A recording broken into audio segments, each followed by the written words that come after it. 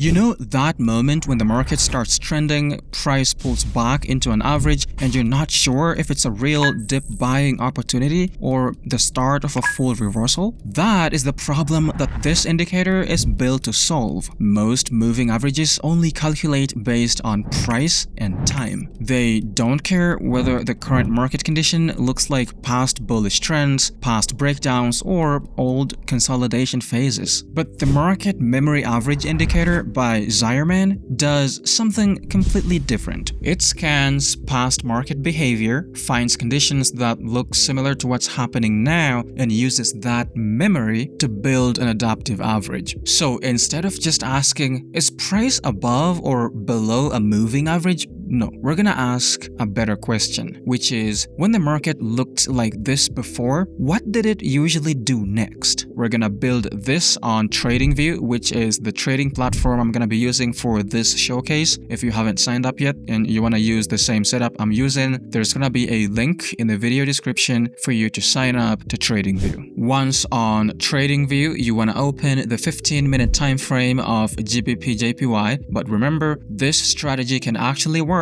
on any time frame and on any trading security that you like. Then go to indicators and search for market memory average by Zeiyerman, and you want to select this one by Zeiyerman. Once it loads, this is what it's gonna look like. You're gonna see a colored average line with a smooth cloud around it, plus historical match boxes that show where similar market conditions happened before. Now, the first thing you'll notice is the colored memory average itself. When the line is green, it means the current market conditions are aligning with past states that had positive momentum. On the other hand, when the line is red, it means the current market conditions are aligning with past states that had negative market momentum. Now, this is not just a normal moving average that only follows the price. No, instead, this script compares the current market conditions using momentum, RSI, volatility, and relative volume, then looks back through history to find the closest matches.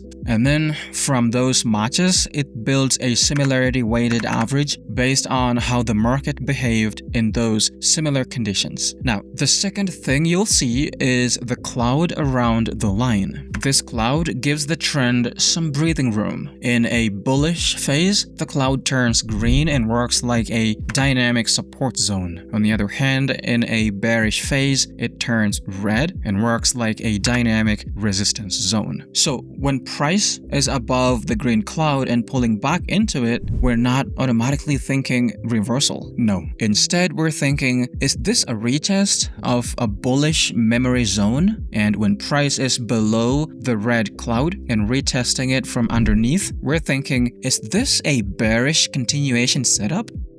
Now, moving on with the components, the third one is the historical match boxes. Now, these are very important. The indicator highlights zones from the past where the market looked similar to the current market condition. Each box represents a historical match based on momentum, volatility, RSI, and volume alignment. You'll usually see them numbered with percentage values that show exactly how strong the similarity actually is. A higher percentage value means that the past market condition is more similar to the current one. These boxes are not meant to predict the future perfectly. No. Instead, they're here to give context. If most of the match boxes come from bullish pullbacks that later continued higher, that gives you a bullish bias. But if most of the match boxes were to come from failed bounces inside a downtrend, then that gives you a bearish bias. As you can see here, we have a pullback. But looking at the past, you can see the same pullback has been labeled here. During this past pullback, the price continued higher after it was labeled. This gives you a strong confluence that the current pullback will continue going up, just like it did in the past. Trading is all about patterns repeating themselves.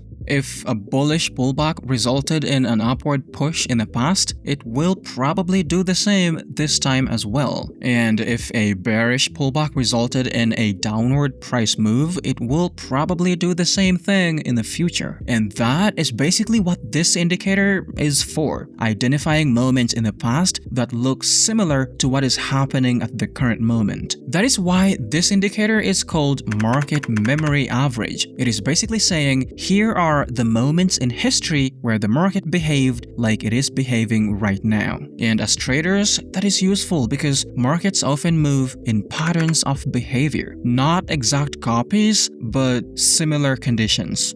Now, let's go into the settings. For this GBP/JPY 15-minute setup, I'm gonna keep the indicator close to the default settings. The first major setting is historical scan depth. This controls how far back the script searches for similar market states. A higher number gives the indicator more history to compare against, but it can also make the script a bit heavier. A smaller number focuses only on recent behavior. For a 15-minute chart, a value around 300 is good because it gives enough history without making the chart feel too slow. Next is top similar matches. This controls how many historical matches influence the average. If you set it too low, the line may react too strongly to only one or two past examples. If you set it too high, it may become too blended and less specific. A value around 5 keeps it focused because you're looking at the best matches rather than every random moment in history. Then we have historical pattern length. This controls the width of the match boxes shown on the chart. In simple terms, it decides how many of the past pattern you want to highlight. If the length is too short, the box may not show enough structure. If the length is too long, it can take up too much space and clutter the chart. Around 10 is a clean starting point for GBP/JPY on the 15-minute time frame. After that, we have similarity sensitivity. This controls how strict the matching process actually is. A higher sensitivity means the script becomes more selective and focuses on closer matches. A lower sensitivity makes it looser and allows more general matches. If you want cleaner historical comparisons, keep this around 1.5 as a starting point. The rest of the settings are basically self-explanatory. You can go over them yourself. Now let's move on to how we can trade with this indicator.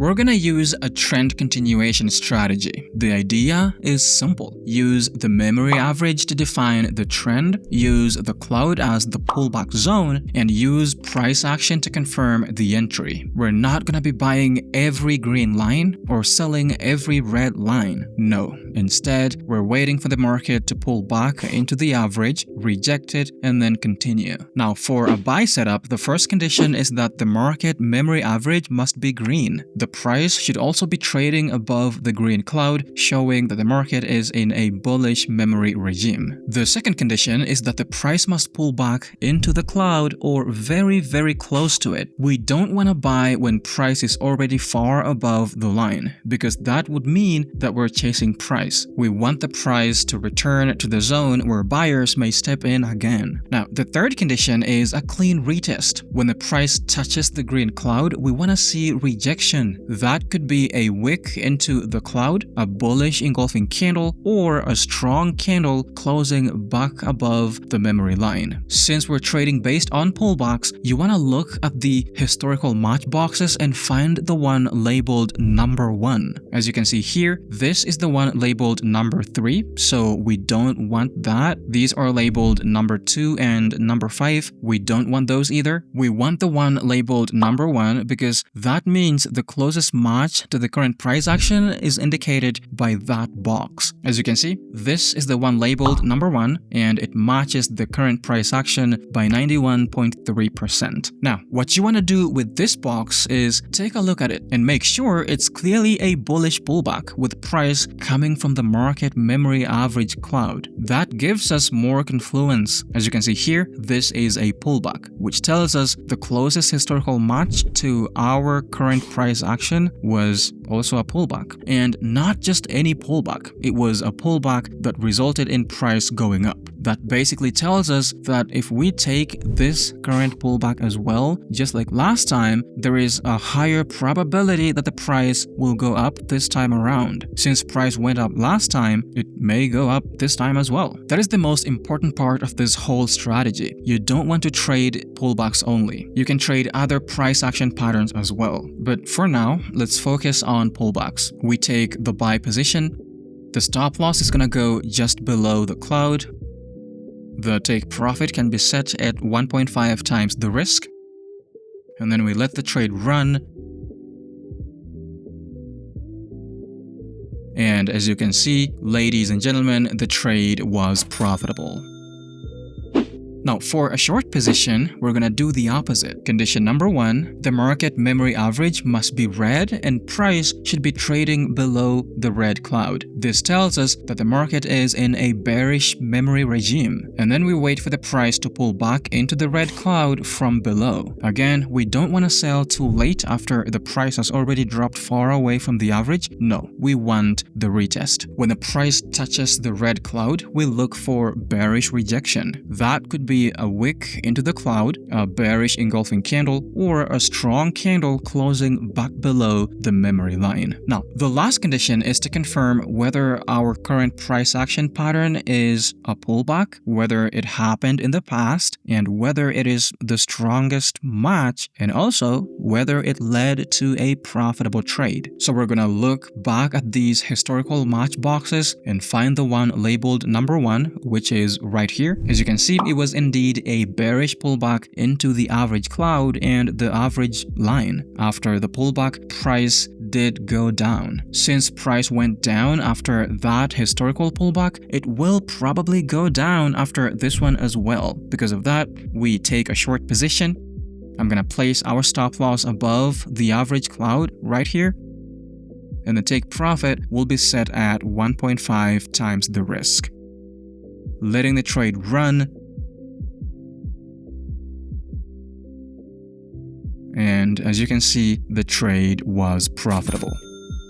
Now, the key here is patience. The indicator will show trend direction, but the actual entry comes from the retest. If the line is green and price is far above it, you don't want to chase it. If the line is red and price is already extended to the downside, you don't want to force a short position. The best trades usually happen when price returns to the memory average, respects it, and then continues in the same direction. As always, remember, this is not financial advice and I am not a financial advisor. Everything here is for education only. Always build a complete plan around your own risk tolerance, use proper stop losses, and double check your thesis before taking any trades. If you found value in this video, remember to leave a like. And if you want more clean indicator strategies like this, consider subscribing so you don't miss the next one. Thanks for watching. See you next time.